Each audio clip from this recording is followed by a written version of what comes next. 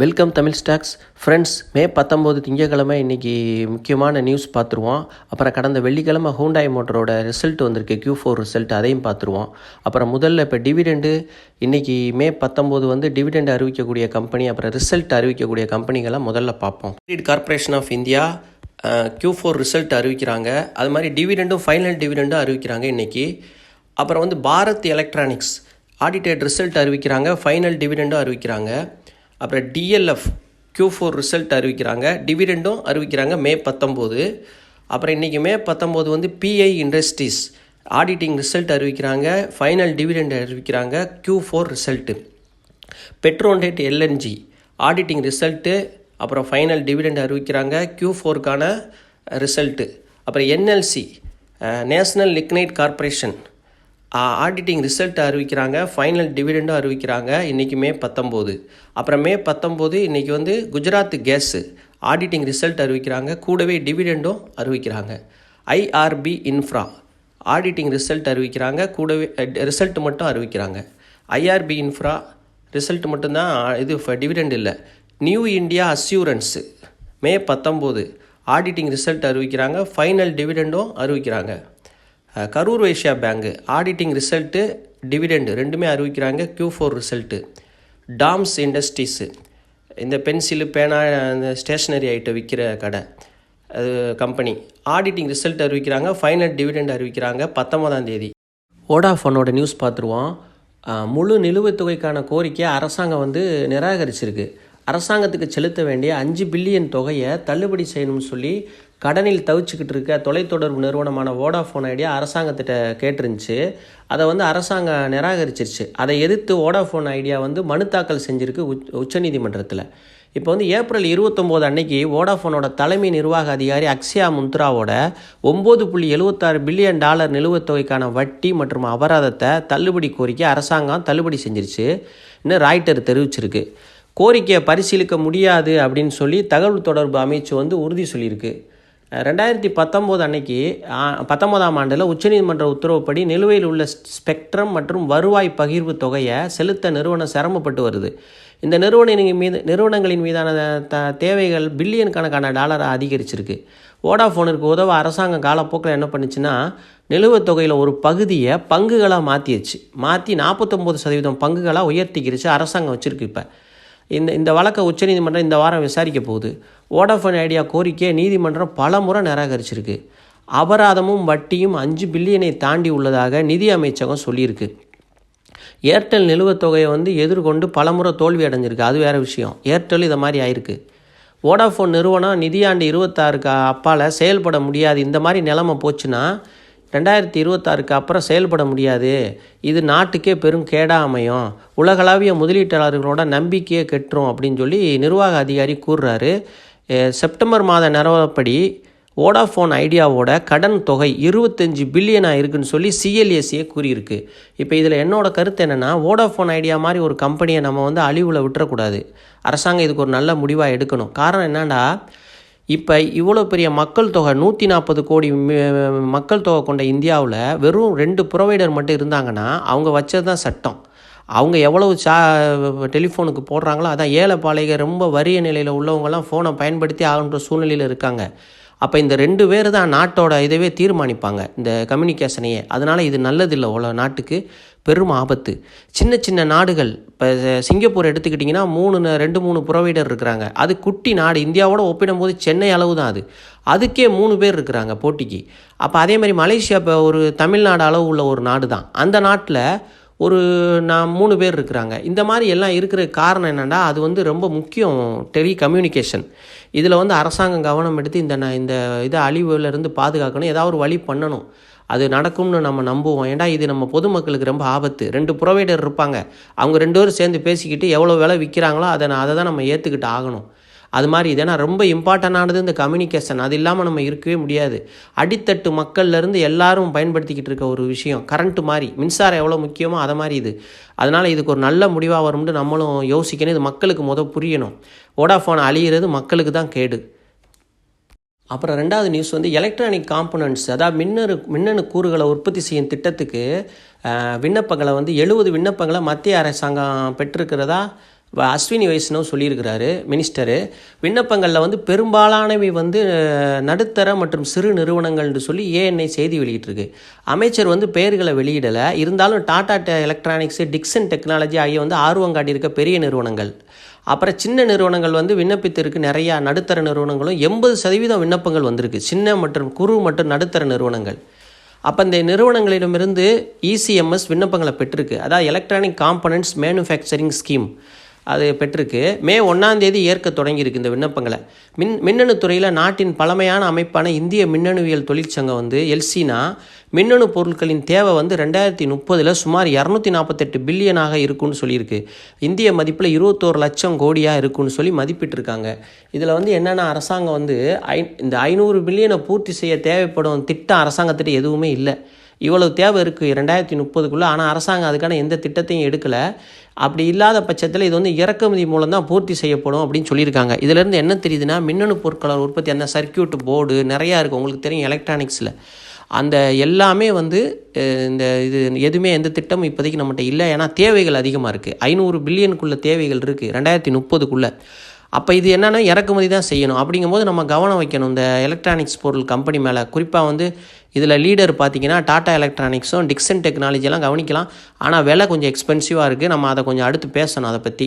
ஏன்னா நிறைய தேவைகள் இருக்குது எதிர்காலத்தில். அப்போ அதெல்லாம் நல்லா வந்து உயரக்கூடிய வாய்ப்பு இருக்குது அந்த பங்குகள்லாம். அதை நல்ல விலையில் நம்ம வாங்குகிற மாதிரி அடுத்து பார்க்கணும். அதை பற்றி ஒரு நாளைக்கு பரிசீலனை பண்ணுவோம். ஏசிஇ ஈக்குவிட்டி வந்து 10 பென்னி ஸ்டாக்கை பற்றிய விஷயங்களை வெளியிட்டிருக்கிறாங்க. இந்த 10 பென்னி ஸ்டாக்கு இந்த ஒரு வாரத்தில் 20-30% ரேலி ஆகிருக்கு, அதிகமாகிருக்கு.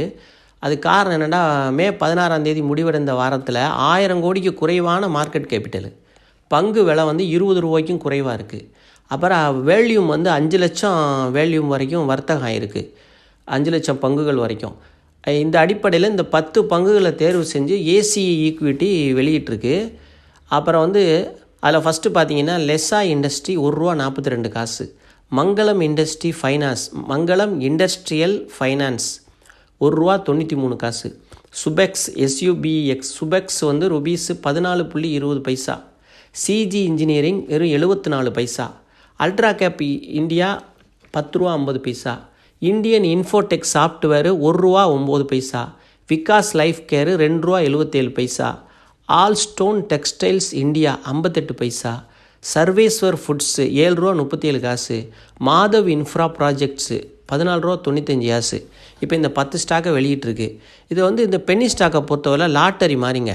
நம்ம வாங்கிட்டு அப்படியே மறந்துட்டு விட்டுட்டோம்னா, இதில் வந்து இப்போ 10 ஸ்டாக் நம்ம பென்னி ஸ்டாக் வாங்கியிருக்கோம்னு வச்சுக்கிட்டா, 9 ஸ்டாக் ஃபெயிலியர் ஆனால் கூட ஒரே ஒரு ஸ்டாக் நமக்கு வந்து சொல்ல முடியாது, எதிர்காலத்தில் பெரிய மல்டி பேக்கராக கூட ஆகலாம்.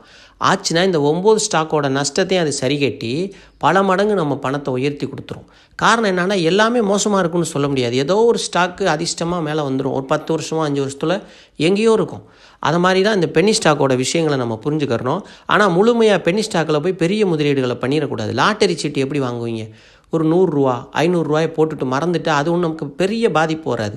₹500 ஏதோ போயிடுச்சுன்னு விட்டுறலாம். ஆனால் பெரிய அமௌண்ட்டை கொண்டு போய் 10,000 20,000லாம் போடக்கூடாது. இப்போ 50 பைசா இருக்க ஒரு பென்னி ஸ்டாக்கில் 1000 ஷேர் வாங்கினா ₹500 தான் வருது. ₹500 நீங்கள் விட்டுட்டிங்கன்னா ஒரு காலத்தில் திடீர்னு அது ஒரு ₹50 போச்சுன்னா எவ்வளோ பெரிய லாபம். நான் சுஸ்லான் எனர்ஜி ₹2.50 வாங்கி 5 வருஷம் வச்சே இருந்துட்டு பொறுமை இல்லாமல் விற்றுட்டேன்.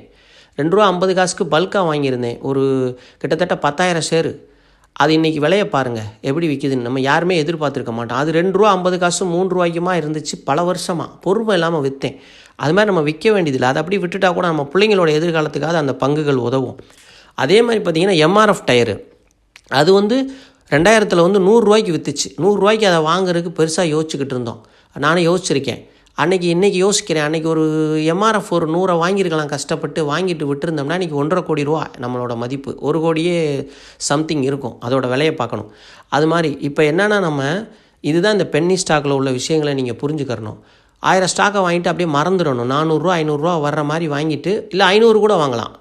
இப்போ ஒரு ₹7 ஒரு ஸ்டாக் இருக்குன்னா ஒரு 100 கூட வாங்கலாமே, வாங்கிட்டு விட்டுறலாம். போனால் போகுது வந்தால் வருதுன்னு. அந்த மாதிரி உள்ளது தான் இந்த பென்னி ஸ்டாக்கை பற்றி நீங்கள் புரிஞ்சுக்கிறணும். எல்லாமே வந்து ஏறும் அப்படின்னு சொல்ல முடியாது. 10ல் 1 தான் சக்ஸஸ் ஆகும், அது வாய்ப்பு இருந்தால். ஆச்சுன்னா உங்களுக்கு டோட்டலாக எல்லா லாபத்தையும் அது கொடுத்துரும். இதுதான் பென்னி ஸ்டாக்கில் உள்ள விஷயம். அதனால் நம்ம இந்த பென்னி ஸ்டாக்லாம் அடுத்தடுத்து ஒன்று ஒன்றா பற்றி பார்ப்போம். ஆனால் நல்லா ஃபண்டமெண்டல் உள்ள ஸ்டாக்காக தான் இந்த 10 ஸ்டாக் அவங்க சொல்லியிருக்கிறாங்க. நம்ம இதை பற்றி பரிசீலித்து நம்ம அடுத்து முடிவு பண்ணுவோம். ஹுண்டாய் மோட்ரு வந்து கடந்த வெள்ளிக்கிழமை Q4 ரிசல்ட் வெளியிட்டிருக்காங்க. அதை பார்ப்போம். ஹுண்டாய் மோட்ரு இந்தியா வந்து நிகர லாபம் 3.7% குறைஞ்சிருக்கு. 1614 கோடியாக இருக்குது. வருவாய் வந்து அதிகரிச்சிருக்கு. வருஷத்துக்கு வந்து 1.5% அதிகரிச்சிருக்கு. ரொம்ப கம்மியான அதிகரிப்பு தான். மார்ச் 31, 2025 அப்போ முடிஞ்சடைந்த காலாண்டில் உள்நாட்டு சந்தையில் விற்பனை குறைஞ்சதன் காரணமாக ஹுண்டாய் மோட்ரு வரிக்கு பிந்திய லாபத்தில் 4% சரிவை ஏற்பட்டிருக்கு. போன வருஷம் இதே காலாண்டில் 1677 கோடியாக இருந்துச்சு வரிக்கு பிந்திய லாபம்.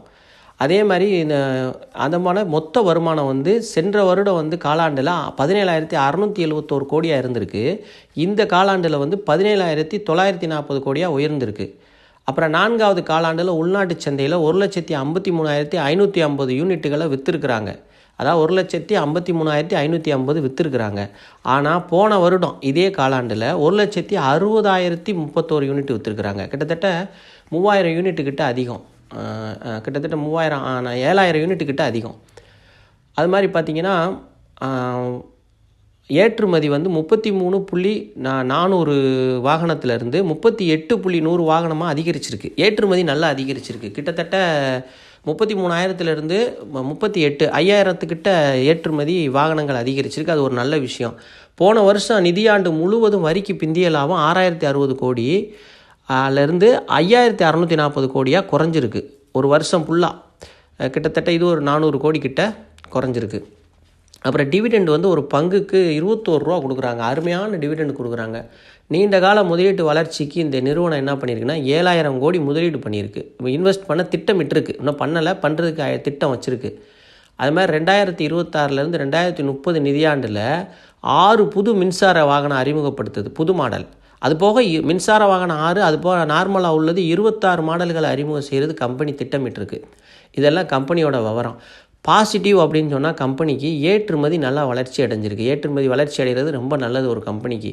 முதலீடு வந்து 7,000 கோடி முதலீடு பண்ணுறது அதுவும் நல்ல ஒரு விஷயம் எதிர்காலத்தில். அப்புறம் புது மாடல்கள் வந்து அறிமுகப்படுத்துது. கிட்டத்தட்ட இது ஒரு 26 புது மாடலு, மின்சார வாகனம் ஒரு 30 மாடல் அறிமுகப்படுத்துது ஒரு 5 வருஷத்துக்குள்ளேயே. அதுவும் பெரிய விஷயந்தான். நெகட்டிவ்னு பார்த்தீங்கன்னா உள்நாட்டு வியாபாரம் ரொம்ப மந்தமாக இருக்குது. அது எல்லா கம்பெனியுமே மந்தமாக தான் இருக்குது, மஹிந்திரா தவிர. அப்போ இது வந்து சிறிய அளவில் நஷ்டமும் பண்ணியிருக்கு. அது மாதிரி இருக்குது. 1996 இந்தியாவில் தொடங்கப்பட்ட இந்த நிறுவனம் ஒரு நேரத்தில் யாருக்குமே இந்த பிராண்டை பற்றி தெரியாமல் இருந்துச்சு. அப்புறம் இன்றைக்கி நாட்டில் 2வது பெரிய நிறுவனமாக வளர்ந்துருக்கு. அந்தளவுக்கு அவங்களோட ஹார்ட் ஒர்க் பண்ணி இந்த நிறுவனத்தை வளர்த்து இந்த அளவுக்கு கொண்டு வந்துருக்குறாங்க. சமீபத்தில் IPO மூலம் தான் இப்போ ஸ்டாக் மார்க்கெட்டில் இது லிஸ்ட் ஆச்சு. ஷேர் ஸ்டாக்கோட டீட்டெயில் பார்த்துருவோம். ஹை வந்து 1968, லோ வந்து 1542, ஃப்ரைடே க்ளோசிங் 1859, மார்க்கெட் கேபிட்டல் 1,55,128 கோடி, PE ரேஷியோ 27 இருக்குது, செக்டார் PE 30 இருக்குது. அப்புறம் புக் வேல்யூ பார்த்தீங்கன்னா 160 ரூபா தான். 11 டைம் அதிகமாக இருக்குது. வெறும் 166 ரூபா தான் கம்பெனியோட புக் வேல்யூ. 11 டைம் அதிகமாக இருக்கிறது ஓவர் வேல்யூவாக தெரியுது. அப்புறம் கன்சிடர் பண்ணுறதுன்னு பார்த்தீங்கன்னா 1630க்கு கன்சிடர் பண்ணலாம், 1490க்கு கன்சிடர் பண்ணலாம். இந்த மாதிரி நிறுவனங்கள்லாம் நம்ம டாடா மோட்டர் பேசினோம்ல, அந்த மாதிரி இதெல்லாம் லாங் டேர்ம் இன்வெஸ்ட்மெண்ட்டுக்கு நீங்கள் வச்சுக்கணும்.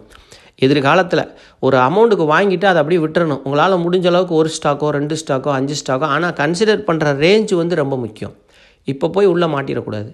1630 கன்சிடர் பண்ணலாம். ஏன்னா வேல்யூ ஓவர் வேல்யூவாக இருக்குது. ஒரு 22 PE வந்தால் கூட ஓகே தான். 27 PEயில் இருக்குது இப்போ. அப்புறம் ஆனால் ரிட்டர்ன் ஆன் ஈக்விட்டி நல்லா இருக்குது இந்த கம்பெனியில். இது 1600 இப்போ 1900 க்ளோசிங் வந்து 1859. இந்த 1859 ரூபா இருக்க பங்கு வந்து ரிட்டர்ன் ஈக்விட்டி பார்த்திங்கன்னா கூட இருக்குது. ஆனால் 10,000 ரூபாய்க்கு மேலே 12,000 ரூபாய் நம்ம விற்கிற மாருதி சுஜுக்கியோட ரிட்டர்ன் ஆன் ஈக்விட்டியை விட இது கூட இருக்குது. அப்போது நம்ம இதை ரொம்ப பார்க்கணும் முக்கியமாக. இது வந்து எதிர்காலத்தில் நல்லா இருக்க போகுது கம்பெனி. நம்ம வாங்கி வைக்கலாம். நல்ல ஒரு நீண்ட கால முதலீட்டுக்கு இதை வாங்க. ஏன்னா பழமையான கம்பெனி. 1968 ரொம்ப முன்னாடி 1996 தொடங்கினது. இப்போ 25-30 வருஷம் ஆக போகுது. அப்படிங்கும்போது நீங்கள் இதில் முதலீடு கண்டிப்பாக பண்ணலாம். அப்புறம் ஒரு சின்ன தகவல், இந்த சாலையோரம் வியாபாரிகளுக்கு ஆதரவு கொடுத்தீங்கன்னா அவங்களுக்கு நீங்கள் சப்போர்ட் பண்ண மாதிரி இருக்கும். எல்லோரும் நம்ம போய் சூப்பர் மார்க்கெட்டு ஷாப்பிங் மாலில் தான் வாங்குவோம். அது வாங்குறது தவறு இல்லை. ஆனால் நம்ம கண்ணில் படுறப்ப அப்பப்போ இந்த சின்ன சின்ன வியாபாரிகள் நிறைய உட்காந்துருப்பாங்க. இந்த ரோட்டில் நெல்லிக்காய் வச்சுருப்பாங்க கூறு கூறாக. அவங்கள்ட்ட விலையெல்லாம் பார்க்காதீங்க. ₹2 ₹3 ₹5 கூட போனால் போயிட்டு போகுது. அது ஒரு அவங்களுக்கு நீங்கள் செய்கிற ஒரு சப்போர்ட் மாதிரி தான். அவங்க எதிர்காலம் நல்லாயிருக்கும் அதில். அவங்க அதை நம்பித்தான் வந்து கடையை போட்டு உட்காந்துருப்பாங்க. மழை வரும், வெயில் அடிக்கும், எல்லாத்துக்கும் அவங்க அதெல்லாம் சிரமப்பட்டு உட்காந்துருப்பாங்க. ஒரு மழை வந்தால் டக்குன்னு போய் ஒரு மரத்தடியில் நின்றுக்குருவாங்க. இந்த மாதிரி சூழ்நிலையில் அவங்க அந்த வியாபாரத்தை பார்ப்பாங்க. அவங்களுக்கு நீங்கள் சப்போர்ட் பண்ணி அவங்களோட முன்னேற்றத்துக்கு உங்களோட உதவியை கொடுத்தீங்கன்னா அது அவங்களுக்கு ஹெல்ப்பாக இருக்கும். உங்களுக்கு ஒரு நல்ல ஒரு இயற்கையான காய்கறிகளும் எல்லாம் கிடைக்கும். நெல்லிக்காய் விற்பாங்க. அப்புறம் இந்த நிறைய சொல்லலாம். அந்த வெள்ளரி பிஞ்சு, நாவல் பழம் அது மாதிரி வச்சுருப்பாங்க. அவங்கள்ட்ட போய் பேரம் பேசாமல் நம்ம வாங்கிட்டு போகும்போது அவங்களுக்கு ஒரு முன்னேற்றமாக இருக்கும். அவங்க மேலும் ஆர்வமாக இன்னும் வியாபாரத்தை விரிவுபடுத்துறதுக்கு அது ஒரு வசதியாக இருக்கும். அவங்கள நம்ம தவிர்க்க அவங்க என்ன பண்ணுவாங்கன்னா, போய் ஷாப்பிங் மாலில் போய் வேலைக்கு சேர்ந்துருவாங்க. இது வியாபாரம் சரியில்லைன்னு சொல்லிட்டு எல்லாத்தையும் போட்டு அவங்களும் போய் கார்ப்பரேட் மயமாயிருவாங்க. போய் ஒருத்தவங்கள்ட்ட போய் கை கட்டி வேலை பார்க்குறது தப்பு இல்லை. ஆனால் அவங்களும் ஆயிட்டாங்கன்னா உள்நாட்டு வியாபாரமே முடங்கி போய் கார்ப்பரேட் மட்டும்தான் எதிர்காலத்தில் இருக்கும். அது வந்து நாட்டின் பொருளாதார வளர்ச்சிக்கு நல்லதில்லை. இது ஒரு சின்ன தகவல். இதில் என்னோடய தகவல். இவ்வளோ நேரம் பொறுமையாக வீடியோவை பார்த்த அனைத்து நல்ல உள்ளங்களுக்கும், சப்ஸ்கிரைப் செய்த ஆதரவு தந்த அனைத்து நல்ல உள்ளங்களுக்கும் மிக்க மிக்க மிக்க நன்றி.